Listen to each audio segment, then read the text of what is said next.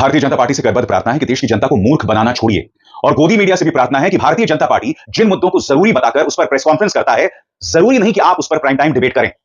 दोस्तों, बीजेपी की माने ना, तो अगर आपका सोशल मीडिया हैंडल एक्स का लोकेशन किसी और देश में है और अगर आप भारतीय हैं, तो आप प्रधानमंत्री नरेंद्र मोदी और देश के खिलाफ साजिश कर रहे हैं। दूसरी बात, अगर आप भारतीय हैं और विदेश में बसे हुए हैं या विदेश में नौकरी कर रहे हैं और अगर आप प्रधानमंत्री नरेंद्र मोदी की आलोचना कर रहे हैं, तो आप एक बहुत बड़ी विदेशी साजिश का हिस्सा है। भारतीय जनता पार्टी की माने तो जो लोग वीपीएन का इस्तेमाल करते हैं वो लोग नक्सली हैं, आतंकवादी हैं, गुंडे हैं। चलिए दोस्तों, हाथ कंगन को आरसी किया। इससे पहले कि मैं आपको बतलाऊं कि भारतीय जनता पार्टी क्या कहने की कोशिश कर रही है, संबित पात्रा प्रेस कॉन्फ्रेंस करते हैं और उस प्रेस कॉन्फ्रेंस में वो बताते हैं कि किस तरह से अलग अलग लोग, कांग्रेस के जो समर्थक हैं, खुद पवन खेरा, उनके जो ट्विटर हैंडल का जो लोकेशन है वो अमेरिका है या कोई और देश है। चलिए हाथ कंगन को आरसी किया दोस्तों, क्योंकि ट्विटर ने हाल ही में ये खास फीचर इंट्रोड्यूस कराया था जिससे आपको यह पता चलता है कि कौन सा ग्रुप कहां पर लोकेटेड है। तो चलिए मैं आपको बताता हूं कि कौन कौन से ग्रुप्स या कौन कौन से ट्विटर हैंडल्स एक्सपोज हुए हैं जिनका लोकेशन बाहर का है। आपकी स्क्रीन पर भारतीय जनता पार्टी, इनका लोकेशन देखिए आयरलैंड, ठीक है। अडानी ग्रीन एनर्जी लिमिटेड, प्रधानमंत्री नरेंद्र मोदी के परम मित्र गौतम अडानी की तो जितनी भी कंपनियां हैं इन सबका लोकेशन जर्मनी है, भारत नहीं है। Adani green account based in Germany, Adani group account based in Germany, BJP Gujarat account based in Ireland, वो तो मैं आपको बता ही चुका हूं।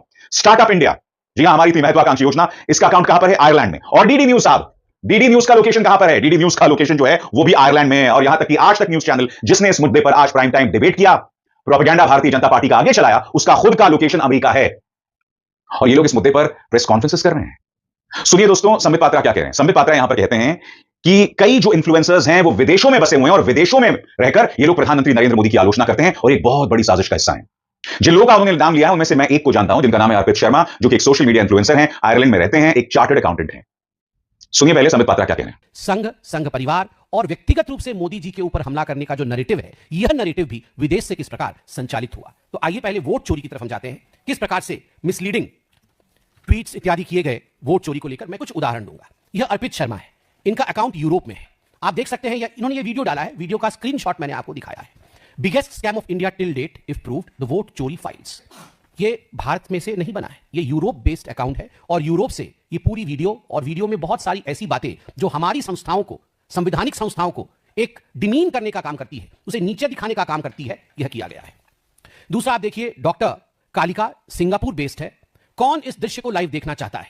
आप देख सकते हैं, ये जो अरेस्टेड व्यक्ति है ये चीफ इलेक्शन कमिश्नर है, उनको घसीट के लिया जा रहा है और यह ट्वीट भारतवर्ष से नहीं हुआ है, यह व्यक्ति भारत का नहीं है, यह पूरा का पूरा सिस्टम सिंगापुर से चला है और सिंगापुर से यह ट्वीट किया गया है। आप चिंता करके देखिए, भारतवर्ष के इतने बड़े संवैधानिक संस्थान, और मैं आज के ही अखबार को पढ़ रहा था, EC cites global honor. CEC Ganesh Kumar will assume chairmanship of International Institute for Democracy and Electoral Assistance (IIDEA) for the year 2026 in Stockholm. EC calls it a global recognition of the Commission's standing as one of the world's